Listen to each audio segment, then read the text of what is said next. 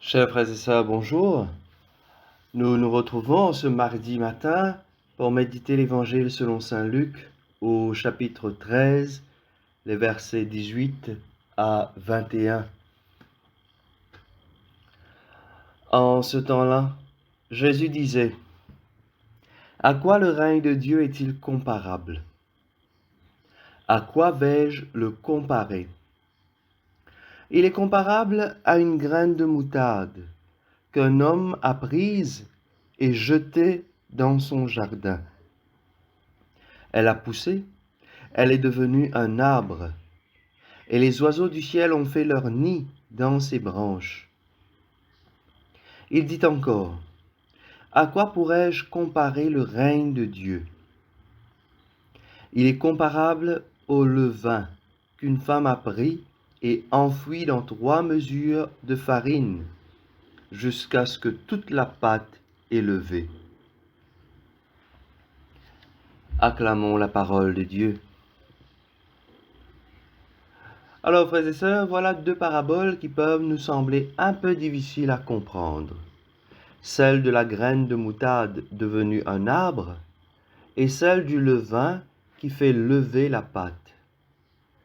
Pour bien les comprendre, il faut impérativement les lire à la lumière de l'Évangile que nous avons lu hier sur la guérison de la femme courbée sous l'emprise de Satan et que Jésus a libérée le jour du sabbat.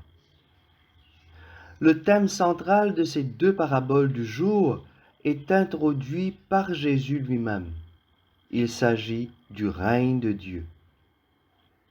De prime abord, Jésus cherche à quoi il peut comparer le règne de Dieu. Cela est très significatif et suppose que tout langage sur le règne de Dieu ne peut qu'être limité. Nous ne pouvons pas tout dire parce que dans notre compréhension humaine, il faut accepter que nous sommes limités, qu'il y a de ces choses qui nous dépassent et que tout ce que nous pouvons dire sera obligatoirement limité par l'expérience de notre humanité. Toutefois, on peut tout de même faire un effort pour accueillir ce règne de Dieu. Et c'est d'ailleurs bien parce que Jésus sait que nous avons en nous une certaine capacité à comprendre certaines choses, car l'Esprit Saint nous a été donné. C'est pour cela qu'il peut nous parler du règne de Dieu, même si c'est avec un langage un peu imagé. D'où la raison des paraboles. Les 2 faits que présente Jésus sont très connus dans la Galilée.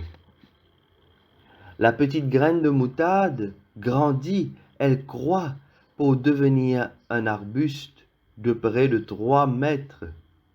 Et le levain, nous le savons, fait lever la pâte. Mais les faits sont amplifiés de manière significative.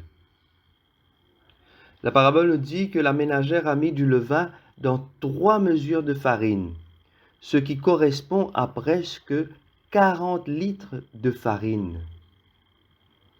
Et la graine de moutarde est devenue plus qu'un arbuste, elle est devenue un arbre, et dans ses branches, les oiseaux du ciel peuvent s'abriter.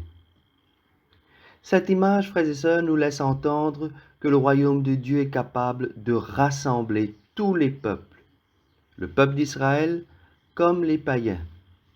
Et n'oublions pas que saint Luc écrit son évangile pour les gentils, c'est-à-dire pour ces païens qui deviennent chrétiens sans forcément passer par le judaïsme, des hommes et des femmes qui cherchent tout simplement le salut. Et donc il leur fait comprendre que le salut de Dieu, c'est pour tout le monde. Toutefois, ce qui est au cœur de ces 2 paraboles, c'est bien le processus de croissance et de maturation. Il faut du temps pour que la graine devienne un arbre. Il faut du temps pour que se lèvent 40 litres de farine. L'Évangile est aussi appelé à se répandre en prenant le temps qu'il faut. Ainsi, Jésus enseigne que la venue du règne de Dieu commence de façon très modeste, sans grand spectacle, mais que le processus enclenché se poursuit de façon inévitable. Autrement dit, on ne peut pas arrêter la propagation de la bonne nouvelle du royaume, et ce à travers la communauté chrétienne. La libération d'une femme enchaînée par Satan, l'évangile que nous avons lu hier, c'est un signe modeste. Elle n'est qu'une malade parmi des centaines de milliers d'autres de par le monde et qui sans doute resteront brisées, mais assurez que le temps a changé de couleur, car si Satan est chassé, c'est bien que le règne de Dieu s'est approché des hommes. Et donc, même les hypocrites, ou tous ceux qui passent leur temps à s'opposer à Jésus et par la suite à la communauté chrétienne, ils ne pourront pas empêcher la proclamation de la bonne nouvelle et la libération qui est déjà en marche.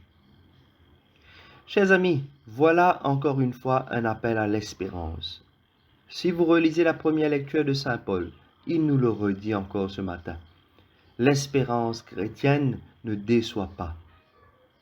Comme nous le dit Jésus dans d'autres passages encore, il vaut mieux se méfier de ce qui tue l'âme plutôt que le corps. Depuis plus de 2000 ans, la bonne nouvelle est proclamée et elle le sera encore longtemps. Même si nous faisons face à toutes sortes de persécutions à travers le monde, n'ayons pas peur de continuer à annoncer Jésus-Christ. Par le témoignage de notre vie, l'Évangile prendra le temps qu'il faudra pour pénétrer le cœur des hommes. Merci Seigneur pour toutes ces personnes qui ont accueilli la foi, qui ont accueilli la bonne nouvelle et qui l'ont transmise à des générations entières depuis le temps des apôtres, des premiers chrétiens, jusqu'à nous aujourd'hui. Daigne nous accorder cette grâce de poursuivre cette chaîne de transmission et de continuer à annoncer ta bonne nouvelle aux âges qui viendront, à nos enfants et toutes les générations qui suivront. Amen. Je vous souhaite une très belle journée, frères et sœurs.